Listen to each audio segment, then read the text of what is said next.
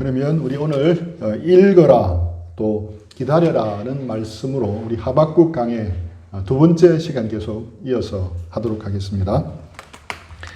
지난 시간에는 우리 하박국 강의를 시작하면서 배경에 관련된 이야기를 좀 설명하느라 본문을 이렇게 설명하는 게 조금 부족했기 때문에 오늘은 본문을 중심으로 조금 설명해 나가겠습니다.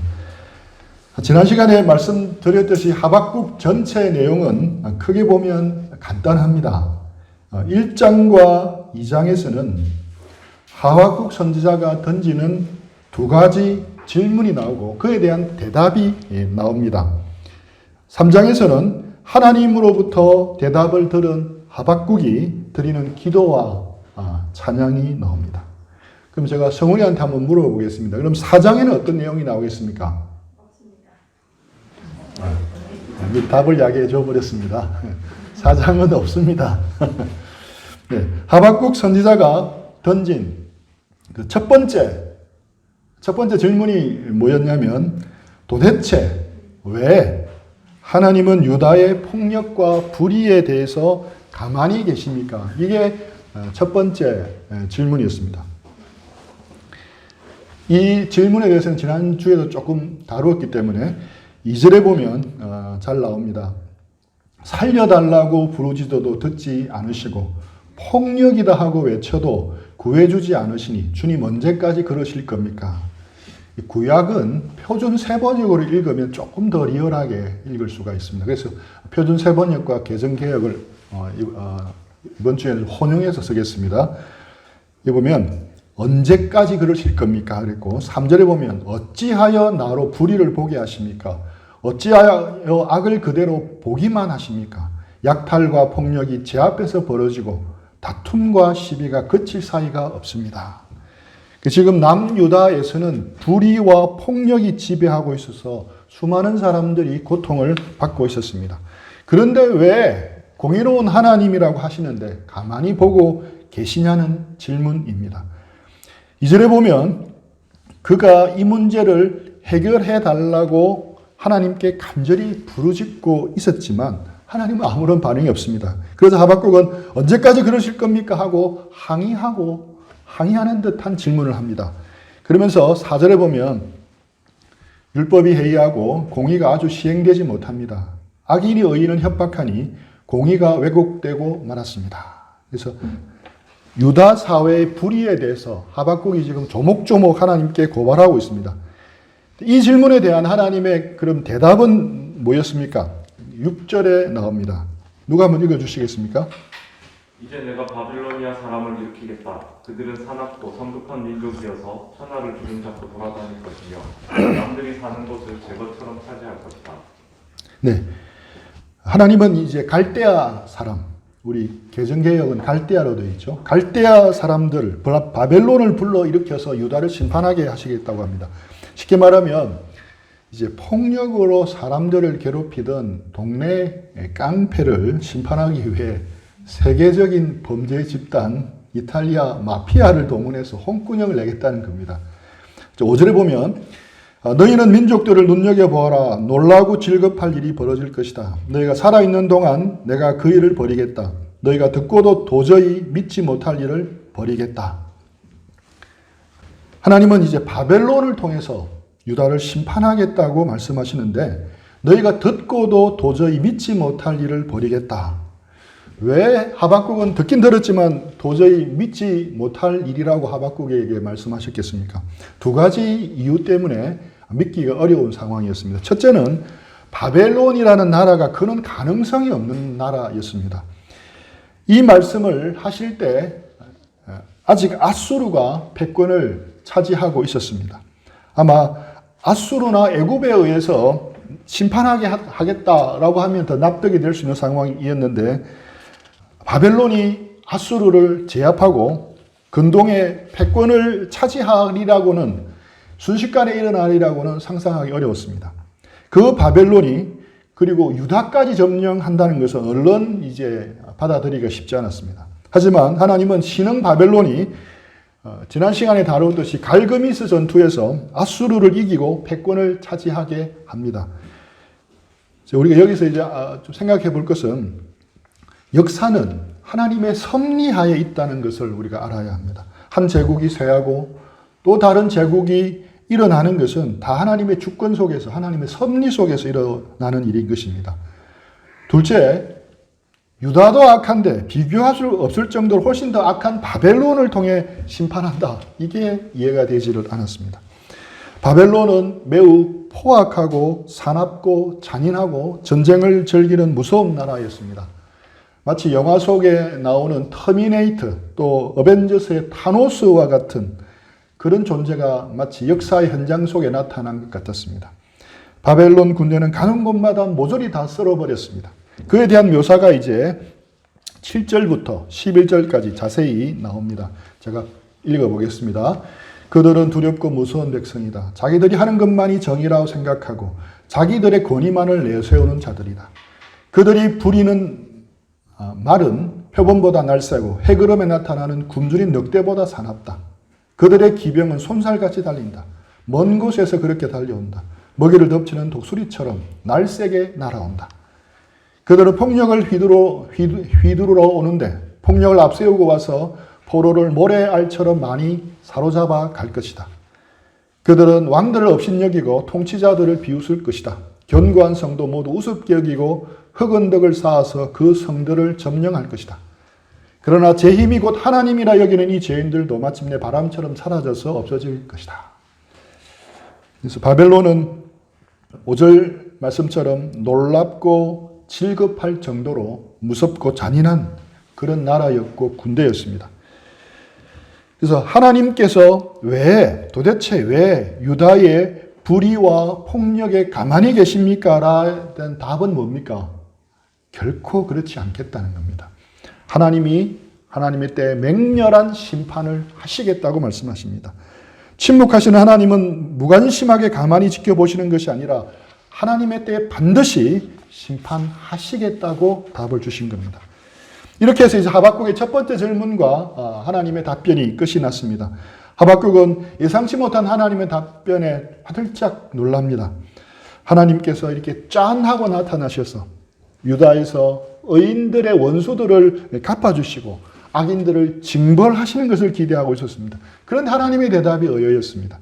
더 악한 바벨론을 일으켜서 유다를 완전히 멸하시겠다는 겁니다. 이 답변을 들은 하박국 선지자는 많이 놀라고 당황스러워합니다. 그래서 두 번째 질문을 던집니다. 두 번째 질문. 하나님은 악한 바벨론을 통해 언약 백성, 무자비하고 악한 바벨론을 이용해서 왜 언약 백성들을 멸하십니까? 이게 두 번째 질문입니다. 그게 13절, 17절에 이렇게 반복되어 나타납니다.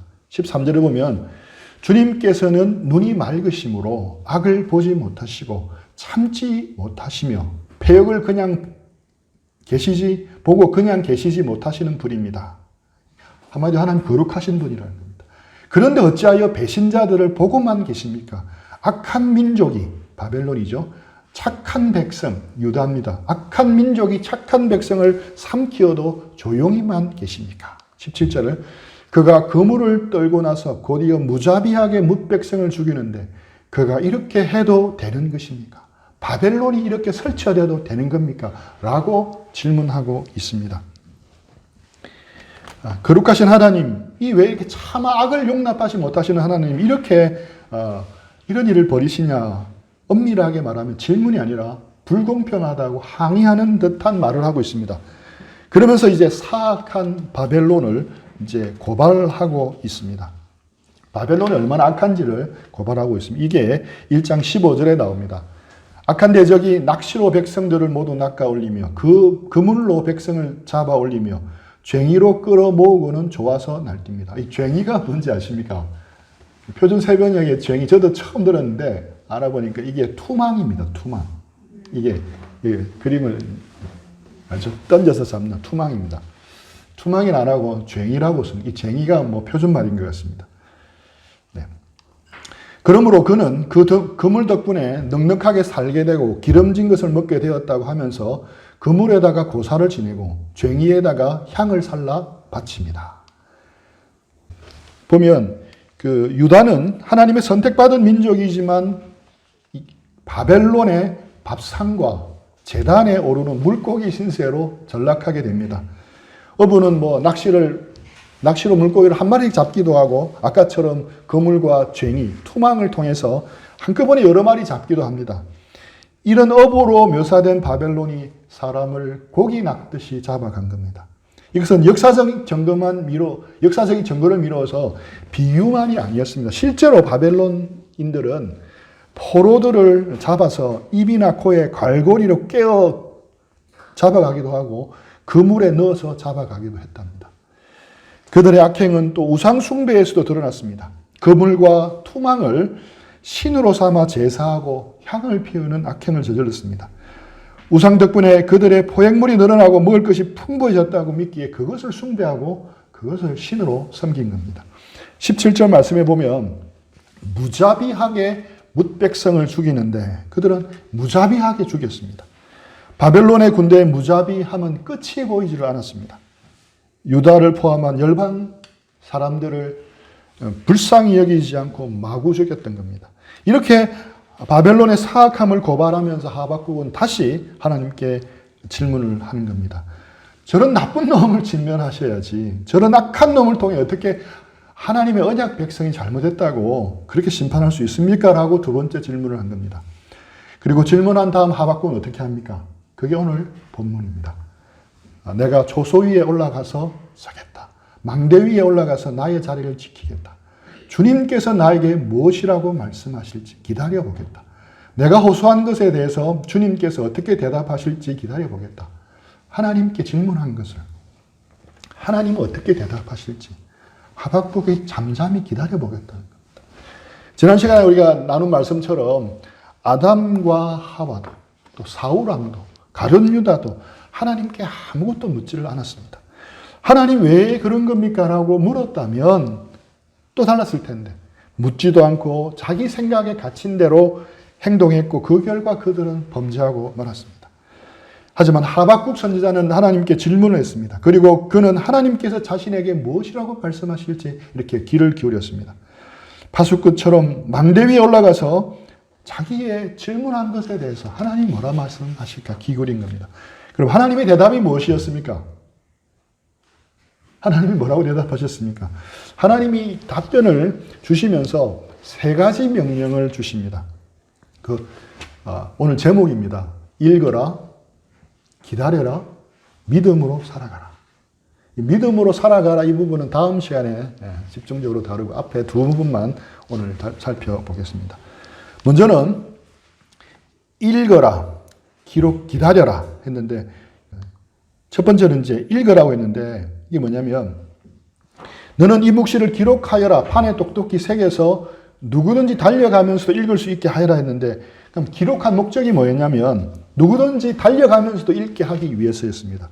그래서 기록하라는 명령은 우리에게 읽으라는 명령으로 바꾸어서 이해할 수가 있습니다. 성경은 이 묵시의 말씀입니다. 묵시는 영어로 리빌입니다. 드러낸다는 겁니다. 그리고 계시라도 번역됩니다.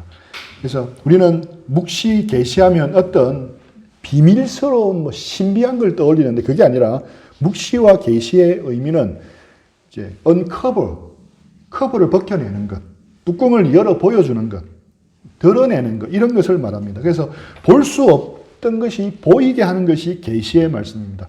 하나님의 뜻이 우리 인생들에게 이해할 수 있도록 공적으로 드러내어서 선포해 준다. 이게 계시의 말씀입니다. 2절에 보면 이 묵시의 말씀을 판에 기록하여 누구나 볼 수 있게 하라 했는데 볼 수 있도록 달리면서 읽게 하라. 이게 이제 쉽게 말하면 우리가 고속도로를 차를 타고 달리면 큰 대형 광고판에 써놓으면 다 읽을 수 있잖아요. 그것처럼 이라는 해석도 있고 또 하나는 원어적으로 직역하면 이 묵시를 선포하는 자가 달릴 수 있도록 하라 이런 뜻도 있습니다. 그래서 기록된 말씀을 달려가면서 전하라 이런 의미도 있는데 둘 다 내용의 공통점은 분명한 것은 어떤 이제 해석을 따르든지 간에 결론적으로 모두가 하나님의 말씀을 잘 전달해서 읽히게 하라는 겁니다. 그래서 이 묵시의 말씀을 읽는 것은 하나님의 그 백성의 기본이었습니다. 기록하라 이 말은 하나님의 묵시가 확정되어서 이제 바꿀 수 없다는 겁니다. 기록하라는 명령에는 태산 같은 하나님의 무게감이 있습니다. 성경의 곳곳에 이 계시의 말씀, 묵시의 말씀을 읽고 마음에 새기라고 명령을 하고 있습니다. 우리 신명기 6장 6절 우리 예성이가 한번 읽어줄 수 있나요? 내가 내게 명하는 이 말씀을 너는 마음에 새기고. 아멘. 그 다음에 7절 또 누가 다른 분 읽어주시겠습니까? 내 자녀에게 부지런히 가르치며 집에 앉았을 때든지 길을 갈 때든지 누워있을 때든지 일어날 때든지 이 말씀을 강론할 것입니다. 8, 9절 계속 읽어주시겠습니까? 너는 그것을 내 손목에 메어 기호를 삼으며 내 미간에 붙여 표를 삼고 또 내 집 문서주와 바깥문에 기록할지니라. 하박국은 판에 기록하라고 했고 신명기 말씀에서는 마음판에 새기라고 했습니다. 자기의 마음에도 새기고 자녀들의 마음에도 새기고 그렇게 하라고 명령하고 있습니다. 심지어 손목과 미간에 붙이고 출입문과 현관문에 새기라고 했습니다. 이걸 문자적으로 해석한 유대인들은 실제적으로 경문이라 해서 여기 붙이는 거 보신 적 있죠? 출입문에도 붙여놨습니다. 계시록 1장 3절 이 예언의 말씀을 읽는 자와 듣는 자와 그 가운데 기록한 것을 지키는 자는 복이 있나니 때가 가까움이라. 여기서 복이라고 번역된 단어는 행복이라고 번역해도 됩니다. 그래서 하나님의 말씀을 읽는 것이 행복한 사람이라고 말합니다. 여러분은 지난 한 주 행복을 누렸습니까? 하나님의 말씀을 지난주에 읽으셨습니까?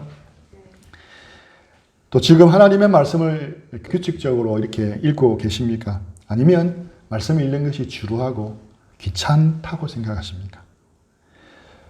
밥맛을 잃어버리고 먹지 않는 사람이 건강할 수 있겠습니까? 이게 오래되면 제대로 살 수가 없습니다. 성경 말씀을 읽지 않는 사람도 마찬가지입니다. 내가 성경을 읽지 않겠다. 성경을 읽지 않는 사람은 나는 정상적이고 건강한 그리스도인의 삶을 포기하겠다라고 결심하는 것과 마찬가지입니다. 일주일에 한 끼만 먹고 살아가는 크리스찬들이 너무 많습니다. 성경을 유일하게 펴는 시간은 주일에 교회 와서 예배 드리는 시간에 펴고 그런 사람은 결코 요즘은 펼 필요도 없죠. 다 띄워주니까. 그런 사람은 결코 건강한 신앙인으로 사는 걸 나는 포기하겠다. 그렇게 선언한 사람이 할 수 있습니다. 세계적인 전도자 D.L. 무디는 그 장우명이 있었는데 No Bible, No Breakfast입니다. 성경 말씀을 읽지 않고 먹지 않고는 아침을 먹지 않겠다는 겁니다. 이거 순서 바꾸면 안 됩니다. 내가 밥 먹기 전에 성경 안 읽겠다 이렇게 되면 안 됩니다. No Bible, No Breakfast입니다. 이 표현은 또 다양하게 응용할 수가 있습니다. No Breakfast, No Bible, No TV, 또 No Bible, No 드라마, No Bible, No Roll. 롤이 뭔지 압니까? 김밥이 아니고 이 롤은 게임입니다. 네. 뭐 이렇게 계속 이렇게 응용할 수가 있습니다. 그래서 우리 수원팀, 우리 형제자매들 모두 아침을 깨우고 말씀을 묵상하고 또 큐티하는 습관들이 다 세워지면 좋겠습니다. 아침에 일어나서 제일 먼저 하는 일이 말씀을 생각하고 펼치는 겁니다. 저는 아침에 눈을 뜨자마자 잠이 깨이든 안 깨이든 제일 먼저 하는 일이 스마트폰 홈페이지, 홈 화면에 있는 매일 성경 사이트를 클릭합니다. 그리고 쭉 내려서 읽어주는 듣기를 틉니다. 들으면서 잠을 깨고 하루를 시작합니다. 어떨 때는 2-3번 듣기도 하고, 어떨 때는 4-5번, 어떨 때는 그보다 훨씬 더 많이 듣기도 합니다. 반복해서 들으면서 묵상하는 겁니다. No Bible, No Breakfast. 우리도 한번 꼭 적용했으면 좋은 표어라 생각합니다. 이 3절 앞부분에 보면 왜냐하면 이게 원래는 이 접속사가 원어에는 있는데 한글 성경은 생략이 되어 있습니다. 이 접속사를 살려서 읽으면 더 의미 전달이 분명해집니다. 왜냐하면 이 묵시는 정한 때가 되면 반드시 이루어지기 때문입니다. 그 끝이 곧 온다고 말하고 있다. 그 끝이 곧 올 것이기 때문이라고 이렇게 말씀하고 있는 겁니다. 왜 우리가 기록된 말씀을 읽어야 되느냐? 왜냐하면 그 말씀은 반드시 이루어지기 때문에, 그 말씀대로 반드시 끝이 오기 때문에 그렇게 이해할 수가 있습니다. 우리 계시록 1장 3절에 의하면 이루어질 때가 가까웠다라고 말씀합니다. 자, 우리 두 번째 명령. 첫 번째 명령은 읽으라고, 두 번째 명령은 기다려라입니다. 기다려라. 비록 더디더라도 그 때를 기다려라. 그렇게 3절에 말합니다. 끝이 오지 않는다고 생각하는 것은 느낌이고 또 착각이지 팩트가 아니라는 겁니다. 팩트는 끝이 온다는 겁니다. 끝이 곧 온다. 반드시 오고야 만다. 늦어지지 않을 것이다. 이렇게 말씀합니다. 하나님은 느리지도 빠르지도 않고 정확한 분입니다. 그래서 기다리라고 명령하시는 겁니다. 우리 시대는 조급한 시대입니다. 기다리는 것을 아주 힘들어하는 시대입니다. 우리나라는 이런 성향을 위해서 많은 것을 아주 잘 개발해서 선도해 가고 있습니다. 그날 주문하면 다음날 새벽에 배송돼서 문 앞에 식재료를 받을 수 있는 새벽 배송이 있는 나라는 전 세계 우리나라밖에 없습니다. PC나 스마트폰이 조금이라도 2, 3초라도 버벅거리는 것은 너무 힘들어합니다. 그래서 IT 제품들을 계속해서 개발을 해서 지금은 우리가 상상을 초월할 정도로 빠르게 개발되고 있습니다. 이처럼 이 시대는 기다리는 것을 없애는 방법을 잘 개발합니다. 근데 하나님은 반대입니다. 하나님은 기다리게 만드시는 겁니다. 하나님은. 기다리는 것을 통해서 하나님은 하나님의 사람을 만들어 갑니다. 믿음에는 속성 과정이 없었고 오랜 시간을 통해서 믿음의 사람은 만들어집니다. 믿음은 단기 속성 과정이 없고 오랜 시간 숙성 과정만 있을 뿐입니다. 그래서 믿음은 기다림의 과정을 통해서 만들어집니다. 하나님이 가장 베스트한 타이밍에 우리를 인도해 가시는 겁니다. 하지만 우리에게 그 타이밍을 가르쳐 주지를 않습니다. 그래서 현재의 타임, 나의 시간과 하나님의 시간, 하나님의 타임과에는 간격이 있습니다. 그 간격을 그러면 메울 수 있는 게 뭐겠습니까? 하나님의 때와 내 때가 지금 다른데 그 시간에 우리가 기다려야 되고 참아야 되는데 그 간격을 메워야 하는 게 바로 믿음입니다. 우리의 믿음입니다. 간절히 기도해도 하나님의 타이밍을 바꿀 수는 없습니다. 하지만 간절히 기도하면 그때까지 우리가 믿음으로 기다릴 수 있게 하십니다. 평강 가운데 기쁨으로 기다릴 수 있게 하시는 겁니다. 그래서 믿음은 기다림이고 하나님의 때, 하나님의 타이밍을 신뢰하는 거라고 할 수 있습니다. 하나님이 하박국에게 기다려라고 말씀하시는 것은 하나님을 신뢰하고 하나님의 때까지 기다리라는 뜻입니다. 우리가 알아야 할 것은 하나님도 기다리시는 분입니다. 우리가 기도하고 질문하면 하나님이 바로 응답하십니까? 우리가 기도하고 하나님께 이렇게 물으면 곧바로 대답하지 않고 많은 경우 하나님은 기다리십니다. 잠잠히 기다리십니다. 이것 때문에 우리는 하나님이 마치 내 문제에 무관심하다, 아무것도 하나님이 듣지를 못하신 것 같다 느낄 때가 많습니다. 하나님은 우리의 기도를 들으셨고 우리의 필요를 알고 계시지만 잠잠히 기다립니다. 기다림의 시간을 우리가 통과하게 만드는 겁니다. 그 시간을 통해서 우리는 우리가 가진 문제를 통해서 하나님을 더 알게 되는 겁니다. 문제 해결 과정을 기다리면서 기도 응답을 기다리면서 우리는 하나님을 더 많이 경험하게 되는 겁니다. 하나님은 구하는 자에게 좋은 것을 주시는 분입니다. 우리에게 있어서 좋은 것은 문제 해결이고 당장에 내 기도한 대로 응답받는 것이지만 하나님에게 있어서 가장 좋은 것은 하나님 자신입니다. 하나님은 가장 좋은 하나님의 자신을 우리에게 주기를 원하시는 겁니다. 그래서 기다리게 하시는 거고, 그래서 하나님은 또 우리를 기다리시는 겁니다. 우리로 기다리게 하실 뿐 아니라 하나님 자신도 기다리시는 겁니다. 그래서 하나님은 기다리시는 하나님입니다. 사실 누가복음 15장에 보면 탕자의 비유가 나오잖아요. 근데 많은 신학학자들이 제목이 바뀌어야 한다고 합니다. 탕자의 비유가 아니라 기다리시는 아버지의 비유라고 해야 한다고 합니다. 집 나간 탕자가 주인공이 아니라 한없이 기다리시는 아버지가 주인공이기 때문입니다. 이처럼 하나님은 우리를 기다리십니다. 그래서 우리도 하나님을 기다려야 하는 겁니다. 우리 형제자매들 지금 현재 또 최근에 간절한 기도 제목이 있을 겁니다. 간절히 기도하고 그리고 나서 하나님을 기다리시기를 바랍니다. 하나님은 가장 베스트한 타이밍에 가장 베스트한 좋은 것을 주시리라 믿습니다.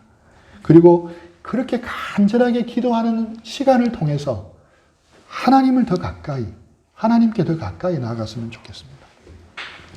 오늘 그 본문 3절 다시 돌아가면 3절에 나오는 끝이 나와 있고 그때가 나오는데 이 끝과 그때는 무엇을 의미하겠습니까? 하박국에게 이 끝은 바벨론으로 인한 유다의 멸망으로 보입니다. 그러나 하나님이 작정하신 끝은 바벨론의 멸망입니다. 유다를 멸망시킨 바벨론의 멸망을 가리키는 겁니다. 우리에게 있어서 그럼 이 끝은 무엇을 의미할까요? 바벨론의 멸망도 되지만 세상의 종말을 의미합니다. 하박국의 두 번째 질문이 무엇이었습니까? 왜 유다보다 악한 바벨론을 사용하셔서 유다를 멸망시키는 겁니까? 근데 거기에 대한 직접적인 응답하시는 대신 바벨론도 내가 심판하겠다라고 답을 주시는 겁니다. 6절부터 제가 너무 길어서 노랗게 된 부분만, 강조된 부분만 읽겠습니다. 6절에 보면 너는 망한다. 바벨론입니다. 내가 그들에게 털리지 않겠느냐. 내가는 바벨론입니다. 이제는 내가 털릴 차례다. 너는 망한다.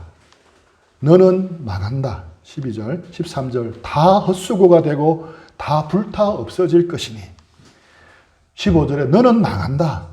실컷 능욕이나 당할 것이다. 심판의 잔이 내게 이를 것이다. 그 살육이 너를 덮칠 것이다. 너는 망한다. 이렇게 반복해서 말하고 있습니다. 그래서 거듭거듭 반복해서 말씀하시는 것이 바벨론, 너 결국 망한다는 겁니다. 신흥 바벨론이 패권을 차지해서 유다를 멸망시킨다는 것도 믿기 힘든 사실이었지만 또 그 근동의 패권을 다 차지한 바벨론이 곧 멸망한다는 것도 사실은 상상을 초월하는 일이었습니다. 제가 왜 상상을 초월하는 일인지 간단한 배경 설명을 조금 해드리겠습니다. 고대 역사가 헤로도토스가 전하는 것에 의하면 바벨론의 수도 바벨로니아는 성벽의 길이가 22 내지 24km였습니다.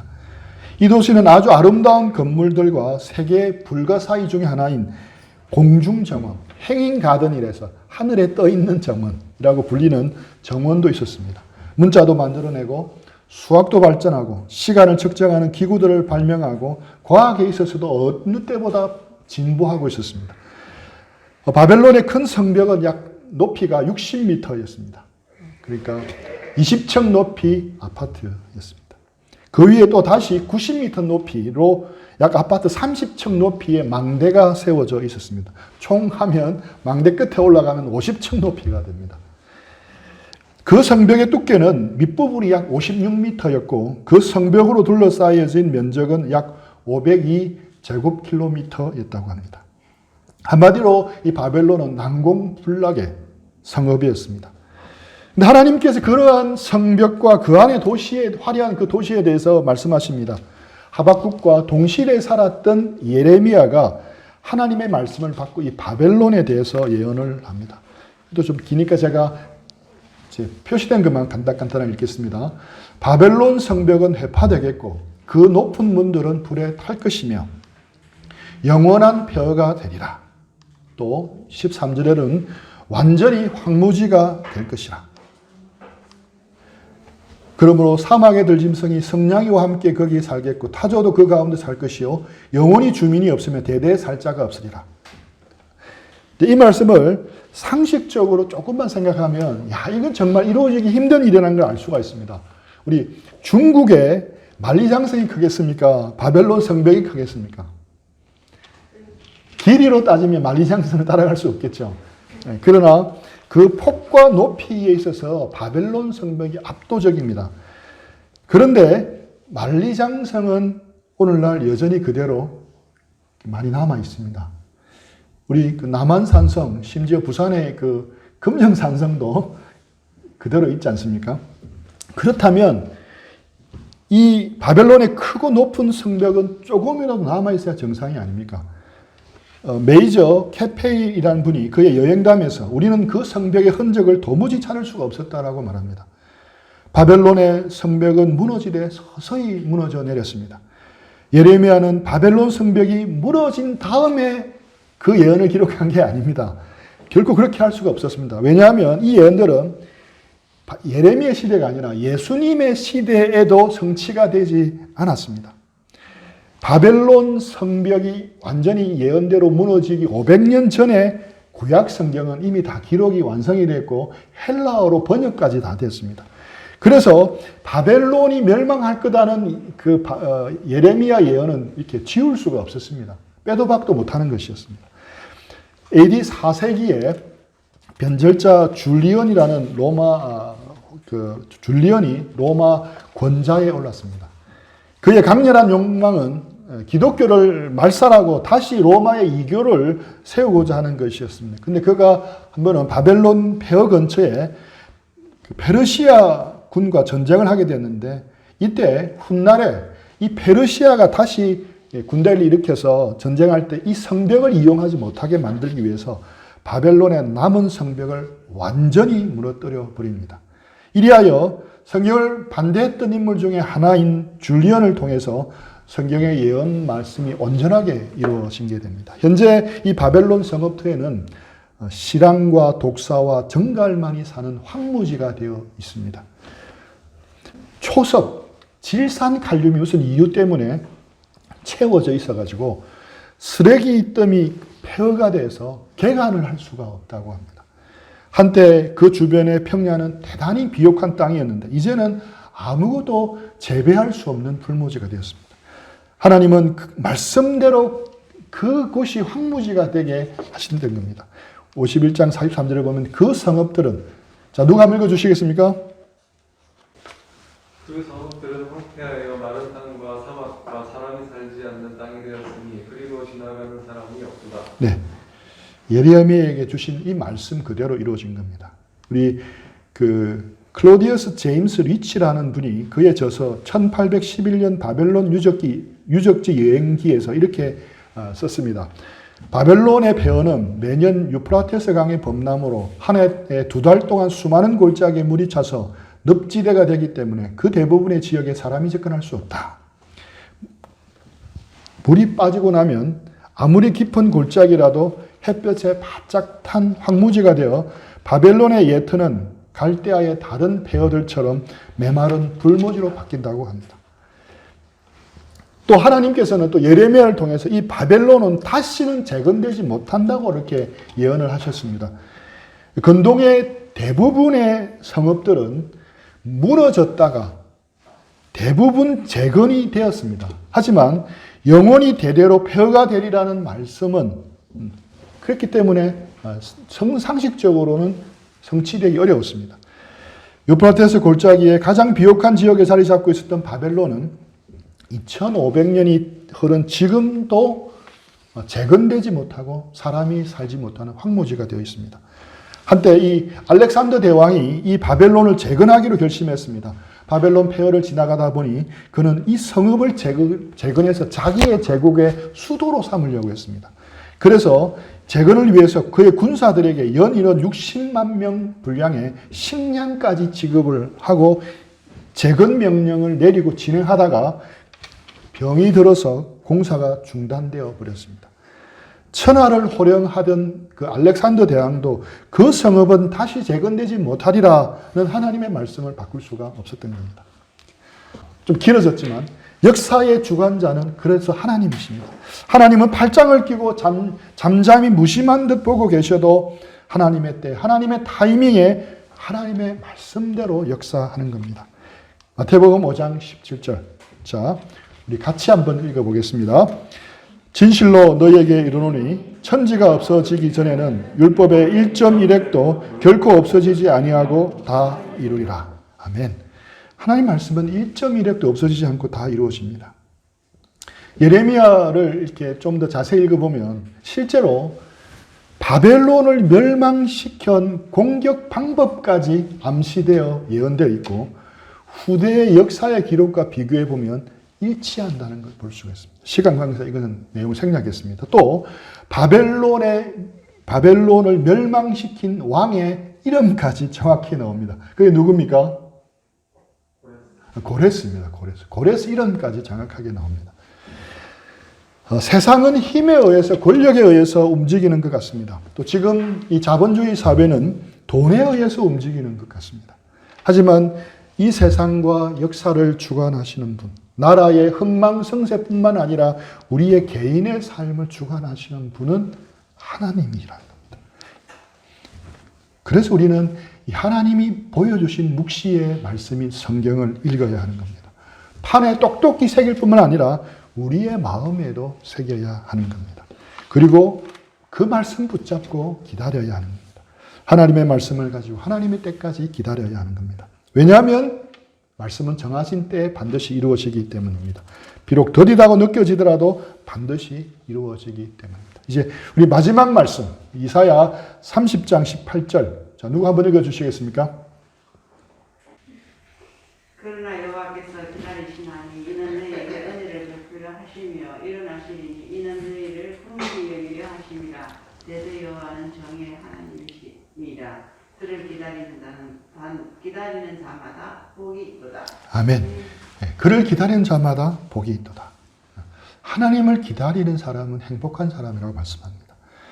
우리 마지막 때 하나님의 묵시의 말씀인 성경을 가까이 읽고 묵상하고 암송하고 말씀의 사람이 되는 가까이 하는 그 행복이 우리 모두에게 있기를 축복합니다. 또 말씀대로 이루어질 것을 바라보고 하나님을 기다리는 복된 우리 인생들이 다 됐으면 좋겠습니다. 들은 말씀 생각하면서 잠시 정리하고 묵상하는 시간들을 드리겠습니다.